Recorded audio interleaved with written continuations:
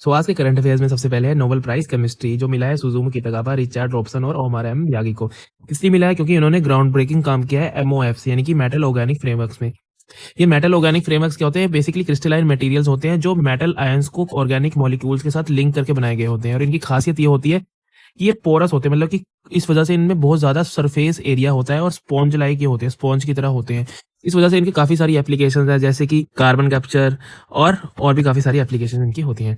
Then next is CCUS यानी carbon capture utilisation and storage summit जो कि Japan में हो रहा है। और CCS की रिपोर्ट भी आई है जिसमें इंडिया के बारे में बोला गया है कि India should focus more on renewable energy, क्योंकि इंडिया का ज़्यादा खर्चा होगा CCS यानी कि कार्बन कैप्चर और स्टोरेज करने। कार्बन कैप्चर क्या होता है? जब हम CO2 और ग्रीन हाउस गैसेज को कैप्चर करते हैं एटमॉस्फेयर में से और उसको किसी सेफ लोकेशन पे स्टोर कर देते हैं, जिससे कि ओवरऑल CO2 लेवल्स नीचे जाते हैं। देन ब्रीदेबल आर्ट, तो मिनिस्ट्री ऑफ एनवायरमेंट, फॉरेस्ट और क्लाइमेट चेंज का एक नया इनिशिएटिव है जहाँ पे उन्होंने एक आर्ट बनाई है with air purifying structure. Basically air purifying plants वगैरह इसमें लगाए गए हैं और इसका पर्पस क्या है? क्लीन एयर और एयर प्योरिटी के ऊपर अवेयरनेस फैलाना। बेसिकली वहाँ पे एक QR कोड लगा होगा, उस पर स्कैन करके आप पढ़ सकते हैं क्लीन एयर और प्योर एयर की क्या क्या इंपॉर्टेंस है और कौन कौन से प्लांट्स और तरीकों से आप एयर को क्लीन बना सकते हैं। देन श्रम शक्ति नीति यानी कि draft labour and employment policy 2025।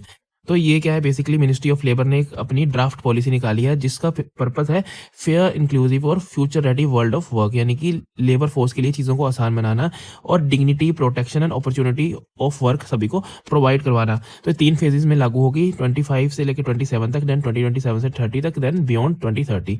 Next is 8th international solar alliance का जो असेंबली होगी, तो इस बार होस्ट करेगा इंडिया न्यू दिल्ली में। और ISA के बारे में हमें पता ही है, इंटरनेशनल सोलर अलायंस एक इंटरगवर्नमेंटल ऑर्गेनाइजेशन है जिसका पर्पस है सोलर एनर्जी को प्रमोट करना। और ये 2015 में बनाई थी इंडिया और फ्रांस ने ड्यूरिंग COP21 यानी कि जो UNFCCC यानी कि UNFCCC का समिट होता है क्लाइमेट चेंज का, उसकी कॉन्फ्रेंस ऑफ पार्टीज 21 में। इसका हेडक्वार्टर्स गुड़गांव इंडिया में है। Thank you so much. So please like, share and subscribe IS foundry for more such videos every day.